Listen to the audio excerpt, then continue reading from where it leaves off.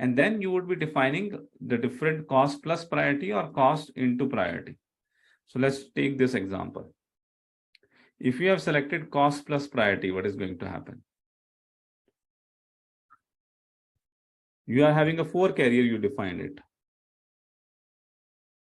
right? Carrier A, carrier B, carrier C, or carrier D. 4 carriers you have defined, and this is your priority. 1, 2, 3, 4. This priority you will be defining it in your transportation lane. On top, we are having MOT. Under MOT, we will be having a carrier. And here, and with the carrier, you will be defining what is the priority. It's just a number you can define. Okay, but this number would be playing a key role to identify what would be the best carrier. So you need to define this number strategically because all the fine tuning of the carrier will happen based on this strategy number.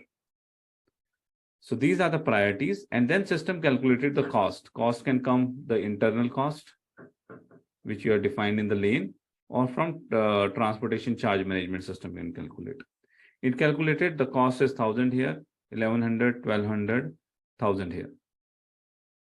Now we have maintained here cost plus priority. So what system will do? System will do the addition of these two. 1,000 plus 4, 1,004, 1,103, 1,201, and 1,002. Based on that, system identify the lowest cost is for D. So first priority system will give to the carrier D. Second priority system will give to carrier A because 1,004 is coming. Third to 1,103 and fourth to 1,201. So it will add the cost and priority, and then based on that, it will give the ranking that first it will be going with the carrier D. Same way, if you would be going with another strategy, if you are going with the strategy where you are doing carrier multiply by priority. Okay, if you do carrier multiply by priority, here the multiply sign you will do. So this would be coming as 4,000. This would be coming as 3,300.